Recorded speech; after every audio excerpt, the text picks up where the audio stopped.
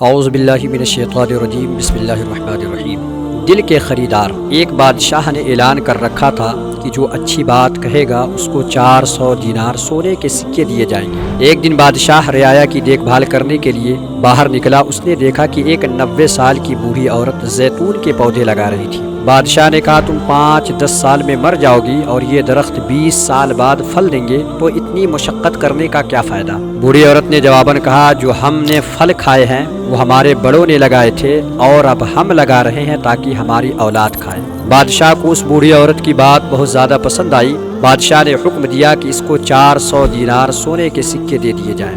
جب بوڑھی عورت کو دینار دیے گئے وہ مسکرانے لگی۔ بادشاہ نے پوچھا اب کیوں مسکرا رہی ہو؟ بوڑھی عورت نے کہا کہ زیتون کے درختوں نے 20 سال بعد پھل دینا تھا، جبکہ مجھے میرا پھل ابھی مل گیا۔ بادشاہ کو اس کی یہ بات بھی اچھی لگی اور حکم جاری کیا کہ اس کو مزید 400 دینار دے دیے جائیں۔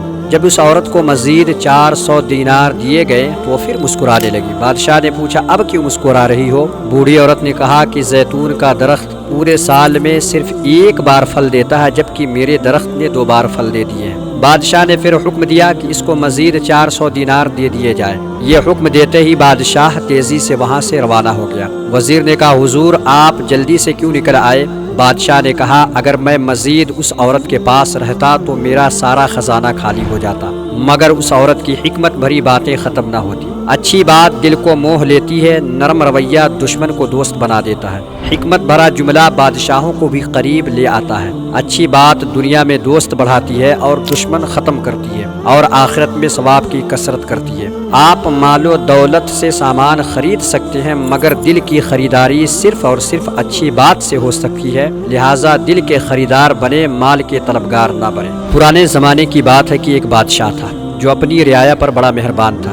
اس نے محل کے جانب لمبی سڑک تعمیر کرنے کا حکم دیا۔ جب سڑک بن کر تیار ہو گئی اور اس کے افتتاح کا وقت آیا تو اس نے اپنے 3 وزیروں سے کہا کہ ایک بار پوری سڑک کا جائزہ لے کر آؤ تاکہ پتہ چل سکے کہ کہیں کوئی نقص تو باقی نہیں رہ گیا۔ تینوں وزیر چلے گئے۔ شام کو پہلا وزیر واپس آیا اور کہنے لگا بادشاہ سلامت، پوری سڑک بہت شاندار بنی ہے، مگر سڑک پر ایک جگہ پر کچرا پڑا نظر آ رہا ہے۔ اگر وہ اٹھا لیا جائے تو سڑک کی خوبصورتی کو 4 چاند لگ جائیں گے۔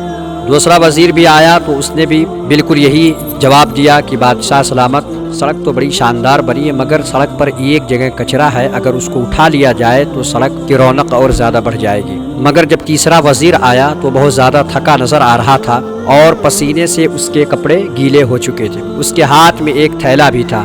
بادشاہ کو اس نے بتایا کہ بادشاہ سلامت، سڑک تو بہت عالیشان بنی ہے، مگر سڑک پر مجھے ایک جگہ کچرا پڑا نظر آیا، جس کی وجہ سے سڑک کی خوبصورتی ماند پڑ گئی تھی۔ میں نے اس کو صاف کر دیا، اب سڑک کی خوبصورتی کو 4 چاند لگ گئے ہیں۔ وہاں ایک تھیلا بھی تھا، شاید کوئی بھول گیا ہوگا۔